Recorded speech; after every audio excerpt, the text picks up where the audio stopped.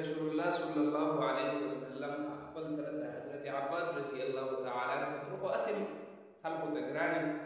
او بیا رسول الله مبارک ته خپل تر چې کوم ډېر ګران په شان د پلاری نو ابن عباس رضی الله تعالی عنہ ته یو عمل درته داس نخه کستا ګناهونه د سمندر د زګمري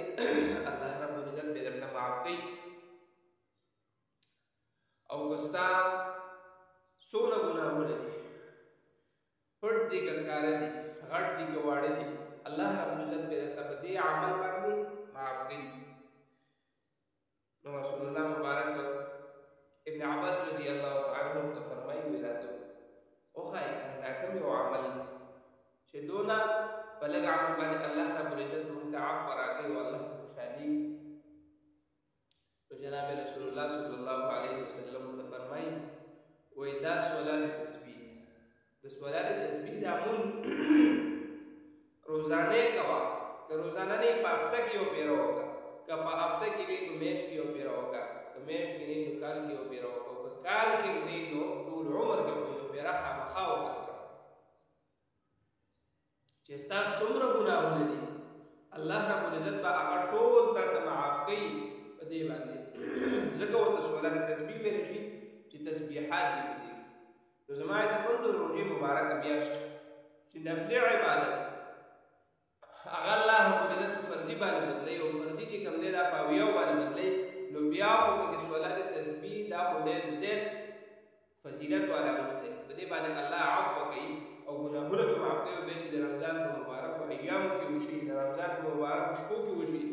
نو الله رب العزت به زموږ تمام ګناهونه په دې باندې معاف کوي ځکه چې خپل تره ته جناب رسول الله صلی الله علیه وسلم هغه ورته دونه ګران چې یو پیرا جناب رسول الله صلی الله علیه وسلم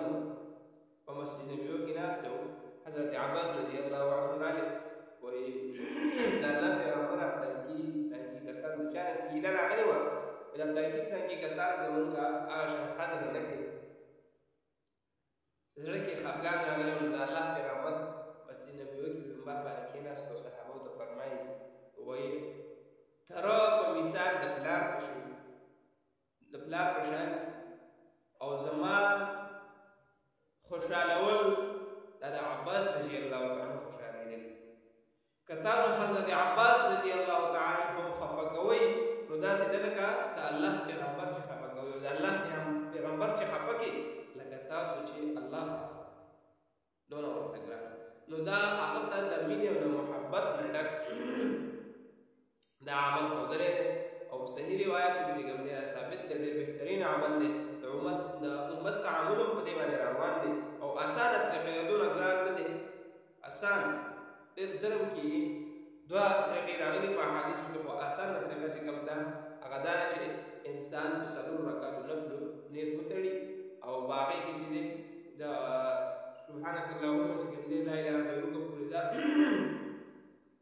وایي او بیا د هغې نفس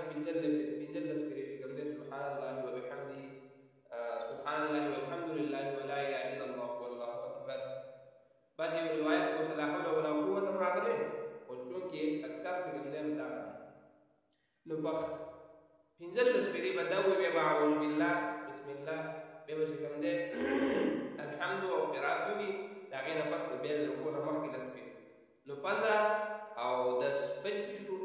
بیا چې کوم دی رکوع ته لاړ شي نو د رکوع تسبیحات چې ووایې د هغې نه پس به لس پېرې بیا ووایې نو 35 شو بیا چې د رکوع نه راپورته شي او ربنا لك الحمد ووایې د هغې نه پس به لس پېرې ووایې نو 45 شو بیا چې کله سجدې ته لاړ شي د سجدې د تسبیحاتو نه پس به بیا چې کوم دی لس پېرې ووایې نو بیا 55 شو او بیا چې کله د سجدې نه راپاسې او په جلسه کښېنې لس پېرې نو 65 شو او بیا چې دی په واپس سجدې ته لاړ شي او لس پېرې ووایې نو دا شو 75 پېرې یعنې په یو رکعت کې 75 پېرې به سبحان الله وبحمده سبحان الله والحمد لله ولا اله الا الله والله اکبر دا برابرول 75 پېرې او که انسان د مثال په طور باندې په یو رکن کې ایر شي نو په هغه بل رکن کې یا مثال په طور باندې انسان د په رکوع کې ایر شي نو په قومه کې دی شل شل پیری وي خیر ده یعنی انسان د پړونګي سجده کې چې په جلسه کې چې کوم دې شل پیری وي خو الله رب العزت په دې باندې دون اعمال د انسان دا او دون عفو ورګي چې د هغه حد نشته ده او به د روزي مبارک ایام کې وشي نو ډیره بهتره خبره ده پابندۍ سره تهجد سوالات تسبیح د نوافل چې کوم دي د پابندۍ سره جوړشي ځکه چې ما عزتمند ده الله رب العزت حضور پاک صلی الله علیه وسلم فرمایي چې په دې میاش کې بزان په الله بخي چې په هر حالات په دې میاش کې به په الله رب العزت باندې خپل ځان بخي نو چې په دې او به د حضور پاک صلی الله علیه وسلم جبرئیل امین خیره کړی ده او رسول الله صلی الله علیه وسلم په امین ویلي نو خیره دونه مقرب فرشتي کړی ده او امین به جناب رسول الله صلی الله علیه وسلم ویلي ده او سی ویلي دي جبرئیل امین خیره کړی وي هلاک دي شي هغه کس چې د روزي میاش په د باندې تیر شي دا په الله باندې ځان دونه قدر عبادت ونکي چې دا په الله ځان ومخي جناب رسول الله صلی الله علیه وسلم ویل آمین په مسجد نبوي کې زما عزتمنو دې کې بزان په الله باندې بخي چې په هر حالات